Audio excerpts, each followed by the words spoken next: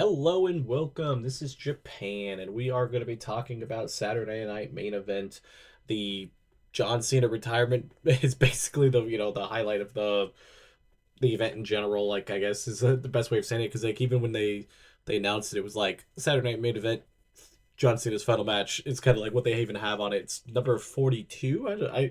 I try to keep up with the numbers, but it makes it a little bit more difficult because it's like I don't know if it's just from the very start or just since it's been like a side thing. That seems not like a lot from an old event, but you never know. So let's talk about it. So right off the bat, we had Cody Rhodes versus Obafemi. The whole point of this was supposed to be like big WWE main roster talent versus NXT rising stars. Cool premise, to be honest, but I think they did do a few things here that just didn't really work out. This Cody Rhodes Obafemi match, I think everybody really wanted to see. I think there was a few negatives I'll say right off the bat. Obviously, this is going to be one that's across the board an issue, but there was not a lot of time for it. 9 minutes, it definitely felt it was not what's needed. They could have definitely gone for longer. Unfortunately, I know Cody did bust up his earlobe, but I don't think that really, I think really had anything to do with the timing, to be honest, because of how the rest of the card went. This is definitely just kind of what they were doing. I'm honestly kind of done with Saturday Night Main Events after this. I feel like I'll still cover them and watch them and stuff, of course, but I just feel like I'm not gonna get pumped and not gonna really care because that's kind of how these matches are. They're not that long. There's just a lot of commercials, and obviously we had John Cena on here, but like I felt like they could have done a lot better and better, just bigger and better stuff with this. Like I said, this match I think on the good side of things I thought was really cool. Really did show off the highlights of Obafemi obviously being so strong and doing so much crazy stuff. So I think at least that I think definitely served the purpose. But the whole point was to have Drew McIntyre just cost him the match just really wasn't it. I mean, at least Obafemi did take out Drew McIntyre afterwards, so he did look a little bit stronger.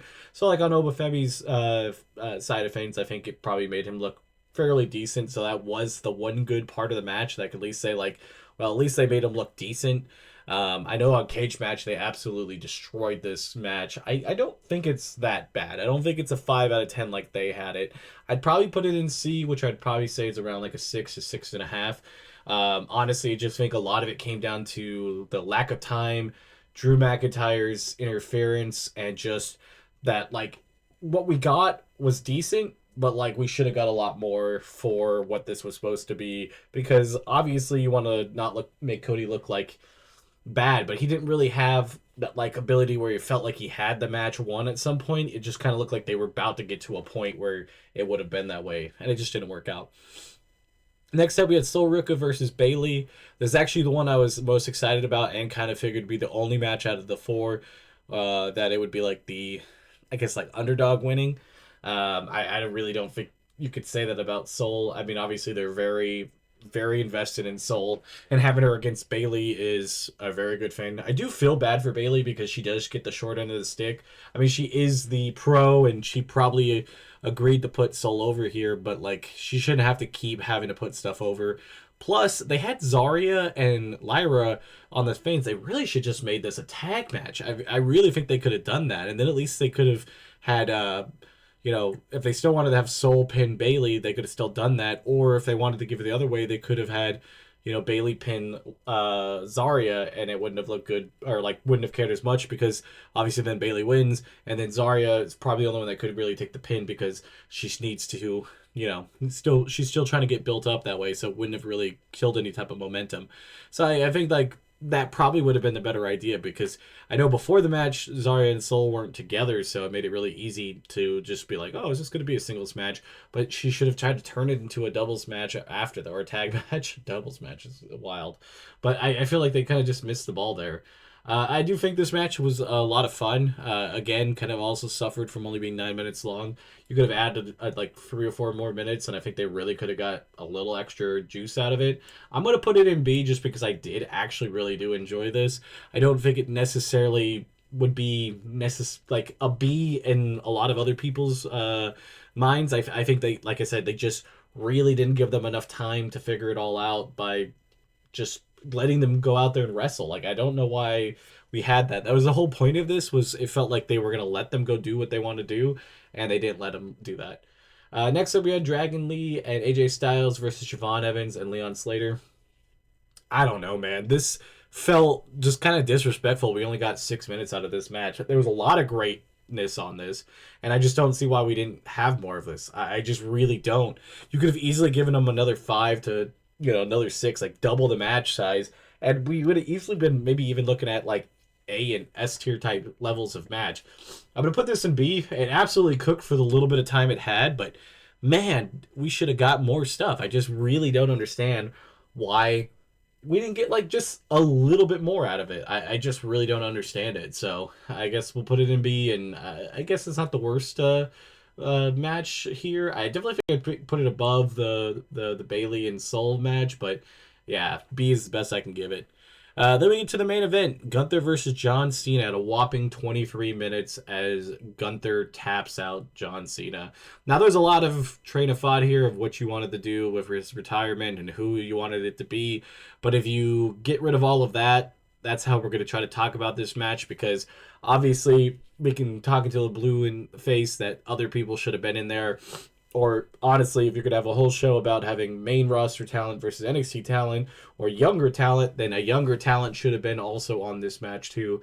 And maybe John Cena really didn't have any say in this to a certain extent, so it's whatever. So I'm just going to kind of gloss all over that and just go right into the match. I think the match itself was serviceable. I do think that this was a decent match for Cena.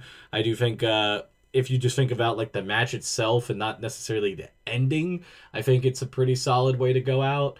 I do kind of hate that Cena tapped out. I know it's kind of the whole thing, but like it's kind of sucks when they're talking about like, oh well, Cena said never give up, never do this, and like I know his body gave out is kind of what they're going for, but it just would have been almost better if Gunter just like tapped him, like he just lost all consciousness and like just was out, than him actually hitting the tap. I feel like it kind of doesn't serve a good point to be telling everybody I never give up, and then the true advice was eventually just give up, type of thing. So honestly, I felt like they could have done a lot worse in this match. I'm gonna put it in A. I think the entertainment value of it, and I think for Gunther, this is absolutely just life changing for him. Between him getting Goldberg and John Cena in the same year, a heavyweight championship run. I mean, he had the title going into the WrestleMania, lost it to Jey Uso, and then got it back, and then he got cashed in on, or no, he lost it to CM Punk, and then got cashed in on.